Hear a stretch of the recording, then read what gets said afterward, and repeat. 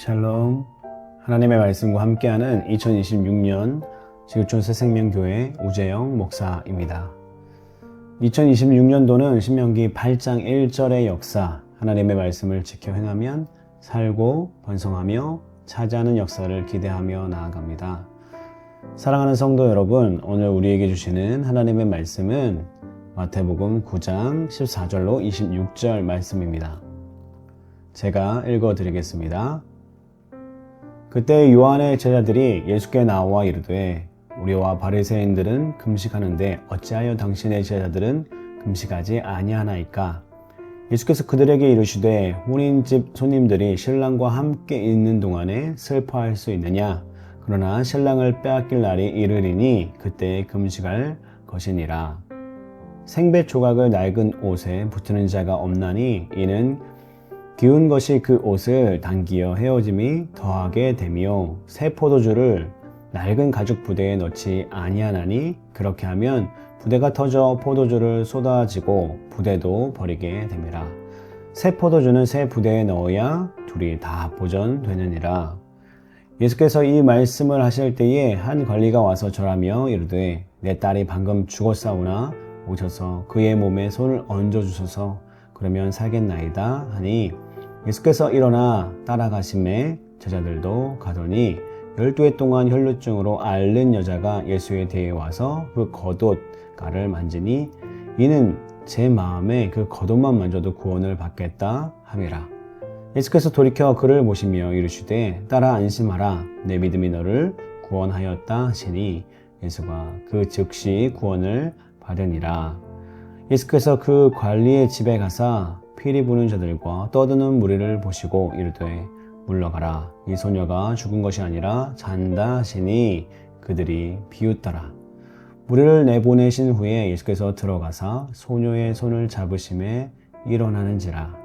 그 소문이 그 온 땅에 퍼지더라. 아멘.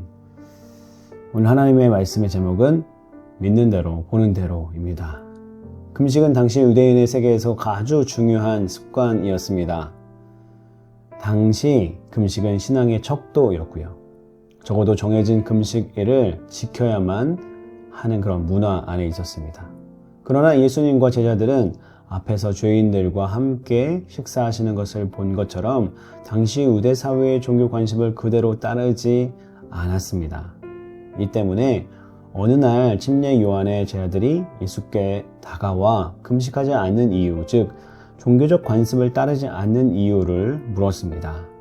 예수님이 대답하신 이유는 두 가지였습니다. 첫 번째, 금식은 슬픔의 표현이다. 하나님 앞에 겸비한 자세를 갖추고 하나님께만 슬픔을 호소하는 것이 맞다. 그런데 예수님이 하나님의 나라의 왕 이스라엘에 기다리던 메시아로 오신 이때 금식을 해야 할 슬픈 날이 아니라 전국 백성을 모으는 기쁨의 날이었던 것입니다. 신랑이 있는 동안 결혼식 손님들이 금식할 수 없다는 그런 표현, 간접적인 표현을 하셨습니다. 두 번째로 왕이 오신 이상 옛 관습이 아니라 새로운 질서와 새로운 규범이 있어야 합니다. 하나님의 나라가 이 땅에 막 시작되고 있는데 옛 규범을 적용하려는 것은 옳지 않습니다. 예수님은 이것을 두 가지 비유로 가르치셨습니다. 새 헝겊 조각을 낡은 옷에 대지 않는다. 새 포도주는 새 부대에 넣어야 한다. 두 번째 단락에서는 예수님을 믿는 마음으로 와서 도움을 청하여 예수님의 은혜의 손길을 경험한 두 사건이 기록되어 있습니다. 한 관원의 딸이 죽음을 맞이하였습니다. 어떤 관원의 딸을 살리시고 출혈병에 시달리던 여인을 고쳐주신 사건입니다.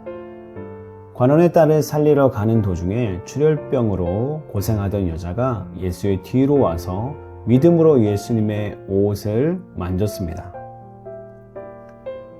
여인은 몰래 했지만 예수님은 모든 일을 아셨고 친절하게 여자의 병을 고쳐주셨습니다. 관원의 집에 도착했을 때는 장사 준비가 한창이었습니다. 예수님은 사람들을 다 내어보내시고 아이의 손을 잡아 일으켜 주셨습니다. 그 결과 예수님에 대한 소문은 온 땅에 퍼져나갔습니다.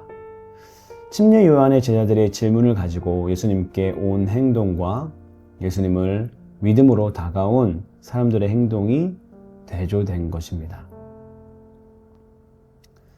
12년 동안 혈루증을 앓았던 여인, 간절한 마음으로 예수님의 겉옷자락을 잡았던 그의 손, 죽어가는 회당장의 딸을 고치러 가는 그 급박한 순간에도 예수님은 한 명의 여인, 혈루증 앓는 여인을 돌아보셨습니다.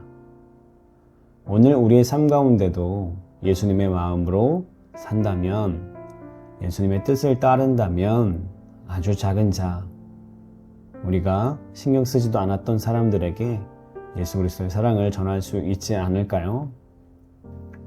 이제 베트남 떼 명절이 다가오고 있습니다. 많은 예수님을 믿지 않는 베트남 사람들도 쌀을 나누며 기름을 나누며 넉맘을 나누며 저들이 이웃을 돌아보고 있습니다. 우리는 어떤 일을 통해서 우리 주변을 돌아보고 계신가요? 기도하겠습니다. 거룩하신 주님 감사합니다. 우리를 위해서 이 땅에 오셨고 우리에게 참 천국 소망을 보내주시며 우리의 이웃, 어렵고 소외되고 병든 자들에게 손을 내밀어 주시는 우리 예수님, 우리에게 새 마음을 허락하여 주셔서 새로운 주님의 마음, 생각으로 올 한 해도 살아가게 도와주시고 우리 주변에 있는 많은 이웃들에게 온정의 손길을 내밀 수 있는 그런 귀한 하나님의 자녀의 삶을 살 수 있도록 주님 도와주옵시고 역사하여 주시옵소서. 오늘도 그렇게 우리가 믿음으로 나아가길 간절히 소원합니다. 예수 그리스도의 이름으로 간절히 기도드렸습니다. 아멘. 오늘도 우리와 함께 하실 주님과 동행하는 하루 되시기를 주님의 이름으로 축복합니다. 마라나타.